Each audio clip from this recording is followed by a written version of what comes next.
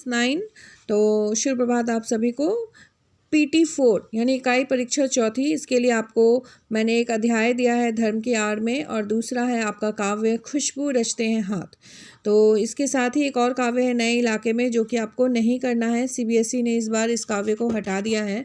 इसी अध्याय यानी कि काव्य में आपके 2 काव्य मिलेंगे जो कि अरुण कमल के द्वारा रचित हैं। पहला है नए इलाके में और दूसरा है खुशबू रचते हैं हाथ। आपको यही पढ़ना है। तो चलिए इसका काव्य परिचय दे दूं मैं आपको। इस काव्य में क्या बताया गया है? इस काव्य में बताया गया है कि सामाजिक विषमताओं को कैसे बेनकाब करती है ये खुशबू रचते हैं हाथ। इस काव्य में ये बताया गया। यह किसकी और कैसी कारस्तानी है जो कि वर्ग समाज में सौंदर्य की दृष्टि से कर रहा है और उसे खुशहाल बना रहा है। वही वर्ग अभाव में गंदगी में जीवन बिता रहा है या बसर कर रहा है। लोगों के जीवन में सुगंध बिखेरने वाले हाथ भयावह स्थितियों में अपना जीवन बिताने पर मजबूर है क्योंकि वो गरीब है। क्या विडंबना है, कैसी परेशानी है। खुशबू रचने वाले ये हाथ दूर दराज के सबसे गंदे और बदबूदार इलाकों में जीवन बिता रहे हैं क्योंकि वो गरीब हैं। स्वस्थ समाज के निर्माण में योगदान करने वाले ये लोग इतने उपेक्षित हैं, इनकी उपेक्षा की जाती है। और आखिर कब तक इनकी उपेक्षा की जाएगी, कवि हमसे यही बता रहे हैं। ठीक है, तो चलिए पहले काव्य पढ़ते हैं, फिर आपको इसका अर्थ, सौंदर्य एवं व्याख्या बताऊंगी। खुशबू रचते हैं हाथ। कई गलियों के बीच, कई नालों के पार, कूड़े करकट के ढेरों के बाद बदबू से फटते जाते इस टोले के अंदर खुशबू रचते हैं हाथ, खुशबू रचते हैं हाथ। तो प्रस्तुत पंक्तियां जो है वो खुशबू रचते हाथ से ली गई हैं। इसमें कवि ने धूप अगरबत्ती बनाने वाले लोगों के रहने की जगह का वर्णन किया है कि वो कहाँ रहते हैं। कवि खुशबूदार अगरबत्तियां और धूप बनाने वाले लोगों के रहने की जगह का वर्णन कर रहे हैं। अनेक पतली तंग गलियों के बीच, कई बदबूदार नालों के पार, कूड़े कचरे के ढेरों से युक्त वे स्थान जहाँ चारों ओर बदबू व्याप्त है, उस जगह पर छोटी सी बस्ती में लोगों के जीवन में सुगंध बिखेरने वाले हाथ भयावह और दयनीय स्थिति में अपना जीवन बिताने को विवश है क्योंकि वो गरीब हैं। इसीलिए वो ऐसी गंदी जगहों में, आपने देखा होगा झोपड़पट्टी, झोपड़ी, बस्ती, बंजारे लोग कहाँ रहकर अपना जीवन यापन करते हैं, लेकिन वो जो चीज़ें बनाते हैं, जैसे मूर्तिकार मूर्ति बनाते हैं, बंजारे मूर्ति बनाते हैं, दिए बनाते हैं, सुराही बनाते हैं और अगरबत्तियाँ बनाते हैं, रुई बत्ती बनाते हैं, ये सारे गरीब वर्ग के लोग हैं।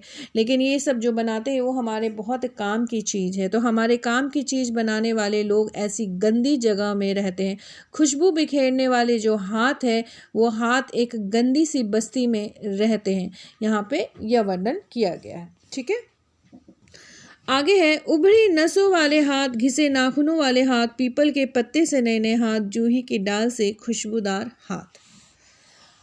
गंदे कटे पिटे हाथ, जख्म से फटे हुए हाथ, खुशबू रचते हैं हाथ, खुशबू रचते हैं हाथ। ये उन हाथों के बारे में बताया गया है जो बूढ़े हैं, जवान हैं, लड़की हैं, बच्चे हैं, औरतें हैं। ठीक है, यही इसी गली में बनती है मुल्क की मशहूर अगरबत्तियाँ। इन्हीं गंदे मोहल्लों के गंदे लोग बनाते हैं केवड़ा, गुलाब, खस और रात रानी अगरबत्तियाँ।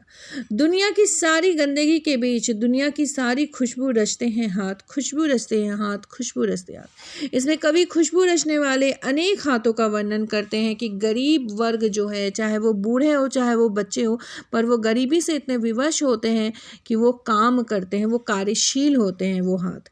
कवि खुशबू रचने वाले अनेक हाथों का वर्णन कर रहा है और साथ ही साथ खुशबू की रचना करने वाले हाथ किसी विशेष वर्ग के लोगों के नहीं हैं, गरीब वर्ग के।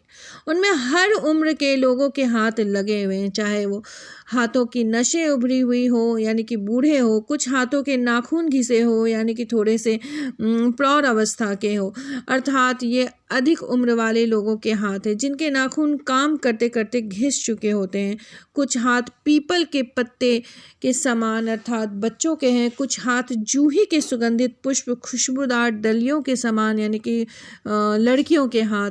कुछ हाथ कटे पिटे और गंदे हैं, तो काम करते करते कुछ हाथ जख्मी हो गए हैं, वो भी काम करने में लगे हुए हैं क्योंकि वो विवश है, अर्थात काम करने को विवश है, मजबूर है क्योंकि वो गरीब है। ठीक है, यही इसी बदबूदार स्थान पर देश की मशहूर सुगंधित अगरबत्तियां बनती हैं। इसी गंदे मोहल्ले जहां सांस लेना भी मुश्किल है के रहने वाले लोग केवड़ा, गुलाब, खस और रात रानी वाली सुगंधित अगरबत्तियां बनाते हैं। दुनिया की सारी गंदगी अर्थात सबसे गंदे स्थान पर रहने वाले ये लोग जो हैं वो दुनिया भर में फैलाने वाली खुशबू अर्थात धूप और अगरबत्तियां बनाते हैं।